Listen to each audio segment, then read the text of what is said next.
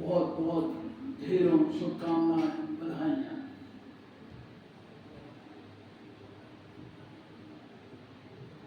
बंधुओं, स्वतंत्रता दिवस पे बहुत करके बहुत समय तक, मैं भी जब अपने विद्यार्थी जीवन में था या उसके बाद भी बहुत समय तक इन दोनों शब्दों के बीच में फर्क मालूम नहीं था। आपको ज्ञात हो तो बहुत अच्छा है, अगर आप ना भी जानते हो तो ये कोई शर्म का विषय नहीं है, क्योंकि ये थोड़ी गहरी बातें होती हैं, लोग समझने में थोड़ा विलंब आता है। आज मौका है, दस्तूर भी है, इसलिए बताता चलूं कि ध्वज लहराना वो होता है जो ध्वज को नीचे बांध करके धीरे धीरे ऊपर ले जाते हुए ऊपर जब उसको खोला जाता है तो ये लहराना होता है। प्रथम स्वतंत्रता दिवस पर 15 अगस्त को हमारे देश के प्रथम प्रधानमंत्री स्वर्गीय जवाहरलाल जी ने जो ध्वज लहराया था, और ध्वज फहराना तमाम ओकेजन्स जो होते हैं, तमाम वो जो उत्सव होते हैं, उनमें ध्वज फहराना होता है, जिसमें ऊपर ही बंधा रहता है ध्वज और उसको रस्सी के सहारे खोल करके हवा में फहराने के लिए खोला जाता है। बंधुओं, हमारे श्रद्धेय अतिथिगणों ने, हमारे प्रिय बच्चों ने बहुत सारी बातें की। खास तौर से हमारे सुरेंद्र सिंह जी की काफी पीड़ा थी, सही थी। बहुत सारे लोगों के नाम अज्ञात हैं, उनकी पीड़ा से मैं संवेदना व्यक्त करता हूँ और सहभागिता भी करता हूँ, ये सही है। हमें अपने नगर के, अपने मोहल्ले के, अपने प्रदेश के, जिले के अमर शहीदों की जानकारी होना चाहिए। बहुत सारी विसंगतियां हैं, उस विषय पे ज्यादा न जा करके, क्योंकि आप लोगों को जाना भी है।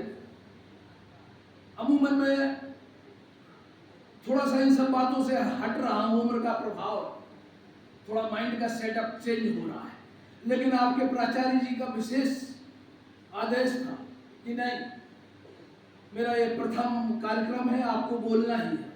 तो उस आदेश का पालन करते हुए मैं खड़ा हो गया। मित्रों, राष्ट्रीय चरित्र एक चीज होती है जो किसी भी राष्ट्र के देश के लिए सर्वाधिक महत्वपूर्ण है। कुछ घटनाओं का मैं उल्लेख करूंगा, कुछ उदाहरण दिए बगैर इस बात को ठीक से समझा नहीं जा सकता। प्रथम विश्व युद्ध हो रहा था, माता हारी का नाम जो जरा भी जागरूक लोग हैं वो सारे लोग जानते होंगे, एक बहुत बड़ी जासूस हुई है। जासूसी दुनिया में स्पाइस उस जैसा कोई दूसरा, मतलब एक लीजेंड है जिसको कहना चाहिए स्पाइस के क्षेत्र में, जासूसी के क्षेत्र में। वो नीदरलैंड की निवासी थी। प्रथम विश्व युद्ध में अकेला नीदरलैंड एक ऐसा राष्ट्र था जो तटस्थ था, जो न्यूट्रल था। यह उसकी नागरिक थी, इसलिए ये सब जगह आ जा सकती थी। ये फ्रांस भी जा सकती थी, ये जर्मनी भी जा सकती थी। ये दोनों राष्ट्र एक दूसरे के खिलाफ लड़ रहे थे। माता हारी एक बहुत कुशल नृत्यांगना थी, बहुत सेंसिटिव डांसर थी। इनके डांस के प्रोग्राम होते थे और ब्रिटिश वो जर्मन जनरल जो सेना के उच्चतम पदाधिकारी होते हैं और फ्रांसीसी जनरल, ये दोनों उसके दीवाने थे। ये दोनों इतना उसका विश्वास, उस पर इतना विश्वास करते थे कि अपनी युद्ध से संबंधित जितनी स्ट्रेटेजी थी वो भी उसके सामने डिस्कस कर लेते थे, और उसका फायदा उठा करके वो माता हारी डबल एजेंट बन जाती। यहाँ की जानकारी दूसरे देश में, फ्रांस की जानकारी जर्मन लोगों को और जर्मन की जानकारी फ्रांस के लोगों को देती थी। जब तक ये पकड़ी नहीं गई तब तक मित्र राष्ट्र जीत नहीं पाए। फ्रांस और इंग्लैंड की प्रथम विश्व युद्ध में विजय नहीं हो पाई। इसके पकड़े जाने के बाद ही, माता हारी के पकड़े जाने के बाद ही उसको पब्लिकली ओपन फायर किया गया, उसको मृत्युदंड दिया गया। उसके बाद ही ये लोग जीत पाए। मित्रों, कहानी या वाकया बताने का उद्देश्य ये है कि वो जर्मन जो जनरल थे या जो फ्रांसीसी जनरल थे, किसी के भी राष्ट्र प्रेम में कोई कमी नहीं थी। अपने अपने देश के लिए जान निछावर कर रहे थे, लड़ रहे थे, सीना तान के खड़े हुए थे, लेकिन एक राष्ट्रीय चरित्र का डिफिशिएंट था, राष्ट्रीय चरित्र की कमी थी। उस राष्ट्रीय चरित्र की कमी के कारण वो जो सीक्रेट्स हैं, जो किसी दूसरे के साथ तो छोड़ो, खुद के साथ भी डिस्कस नहीं करना चाहिए था, उनको उस नाचने वाली के साथ में हनी ट्रैप में फंस करके उसको डिस्कस किया, और उसका परिणाम यह हुआ कि राष्ट्र को बहुत बड़ा क्षति उठाना पड़ी। जर्मन को भी राष्ट्र क्षति उठाना पड़ी, फ्रांस को भी राष्ट्रीय क्षति उठाना पड़ी। यह दावा किया जाता है, फ्रांस ने यह कहा कि इस मातहारी के कारण हमारे देश के लगभग 50,000 नागरिकों को प्राणों से हाथ धोना पड़ा। बंधुओं, मित्रों, इस ढंग के जो दुष्परिणाम है, राष्ट्रीय चरित्र की कमी के दुष्परिणाम हमने भी भोगे। मैं उसमें ज्यादा नहीं जाऊंगा, समय भी नहीं है। राष्ट्रीय चरित्र की बात करना आज के समय में 2025 में जरूरी क्यों है? प्रश्न यह भी उठता है कि जरूरी क्यों? मित्रों, जब देश स्वतंत्र हुआ था 47 में, उस समय एक से एक उद्भट राष्ट्रवाद थे, एक से एक, चाहे जवाहरलाल नेहरू हो, चाहे महात्मा गांधी हो, चाहे भगत सिंह हो, चाहे दुर्गा भाभी हो, चाहे अन्य अनेक। आपको एक की मैं थोड़ी सी एक कहानी, थोड़ी सी चर्चा मैं भी करूं। एक चित्तरंजन दास बंधु वकील थे, बहुत बड़े वकील थे, जो देश के जो स्वतंत्रता संग्राम सेनानी होते हैं उनका केस लड़ते थे, फ्री में लड़ते थे। महर्षि अरविंदो का भी केस वो लड़ रहे थे। ये लड़ते लड़ते उनके ऊपर कर्ज हो गया, क्योंकि फीस लेते नहीं थे, आखिर परिवार का खर्च तो चलाना पड़ता था। उस जमाने में 5,000 एक सेठ का उनके ऊपर कर्ज हो गया। वो चाहे जब उनको पकड़ लेता था, ये कहते थे नहीं अभी हम व्यस्त है, ऐसा वैसा करके उनके जो नौकर चाकर रहते थे वो उनको भगा देते थे। एक दिन वो जाकर के उनके ड्राइंग रूम में बैठ गए कि नहीं हम तो अब पैसा लेके आएंगे। तो आया एक सरकारी मुलाजिम आया, उसने कहा कि हमारी वकील साहब से बात करा दो। उन्होंने कहा नहीं वो व्यस्त है, वो केस डिस्कस कर रहे हैं, अभी नहीं मिल पाएंगे। बोले नहीं मैं 50,000 रुपये दूंगा, उनकी फीस दूंगा मुझे। उन्होंने कहा नहीं कर सकते। उन्होंने कहा 1 लाख दूंगा, नहीं। मैं 2 लाख दूंगा, उन्होंने कहा नहीं। जो सेठ बैठा हुआ था जिसका वो कर्ज लिए था, वो हाथ पर बैठ गया। उसने कहा ये व्यक्ति 2-2 लाख रुपए के केस छोड़ रहा है, वो मेरे 5,000 दे नहीं पा रहा है। वो तो रोने लगा, घुस करके वहां उनके उसमें हाल में गया जहां वो डिस्कस कर रहे थे, पैर पकड़ लिए चित्तरंजन दास जी के और कहा कि नहीं मैं आपको माफ करता हूं, मुझे नहीं चाहिए पैसे। उन्होंने कहा ना, ये पैसे मैंने उधार लिए हैं और मैं आपके ये 5,000 दिए बगैर इस धरा को नहीं छोड़ूंगा।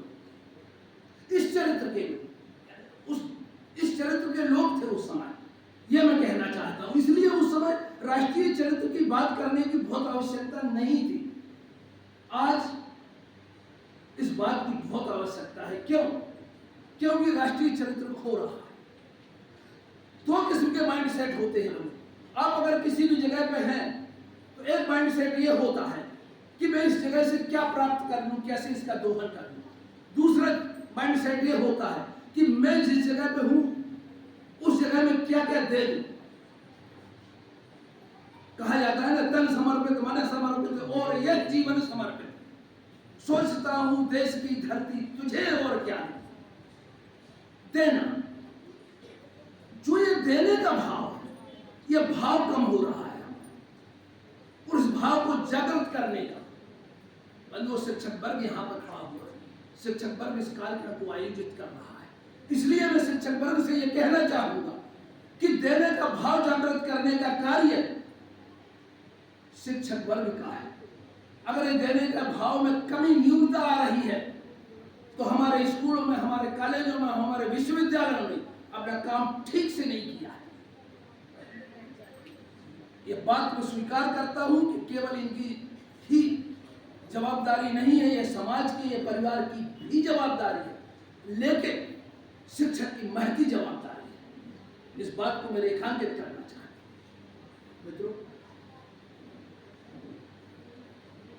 हनुमान राम भक्त थे, विभीषण भी राम भक्त थे,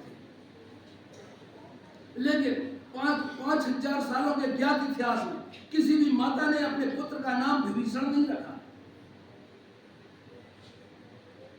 किसी माता ने आज तक, जबकि विभीषण परम राम भक्त थे। और कैसे जगह में, रावण में, जहां के लंका निश्चर निकर निवासा, यहां कहां सज्जन कर वासा। हनुमान जी जब गए हैं लंका तो उन्होंने ये कहा है, विभीषण को देखा तो देख करके आश्चर्यचकित हुए। उन्होंने कहा लंका निश्चर निकर निवासा, यहां कहां सज्जन कर वासा। ऐसे व्यक्ति का नाम भी 5,000 सालों के ज्ञात इतिहास में किसी माता ने अपने पुत्र का नहीं रखा, सोचा भी नहीं। क्योंकि एक कवित्री है, कविता तिवारी है, उन्हें एक बड़ी अच्छी 2 लाइनें कही हैं। मैं कहना चाहूंगा कि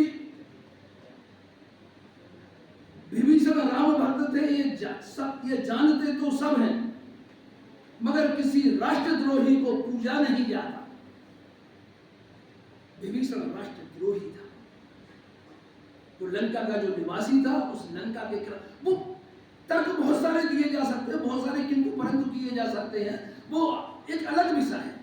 लेकिन राष्ट्र के प्रति निष्ठा, राष्ट्रीय चरित्र का निर्माण, किसी भी राष्ट्र के निर्माण के लिए, हमारे आपके जिंदा रहने के लिए, अच्छे वातावरण को बनाए रखने के लिए, हमारे फूलने और फलने के लिए यह बहुत आवश्यक है। बंधुओं, हम सब चाहते हैं कि यह राष्ट्र शक्तिशाली बनेगा। हम सब चाहते हैं कि देश समृद्धिशाली होगा। हम सब चाहते हैं कि यह देश ऊर्जावान बनेगा। हम सब चाहते हैं कि यह देश विश्वगुरु होगा। लेकिन तब जब हम अपना काम, हम अपना कर्तव्य ठीक से निभाएंगे, उसमें राष्ट्र समर्पण की, राष्ट्रभक्ति का पुट होगा, उसमें राष्ट्रभक्ति के समर्पण का भाव होगा।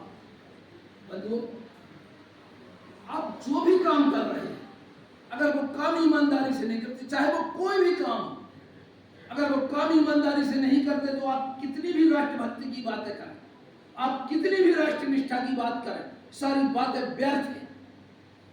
तो आपसे इस राष्ट्र निष्ठा की शपथ की आकांक्षा के साथ मैं अपनी बात समाप्त करता हूं। धन्यवाद।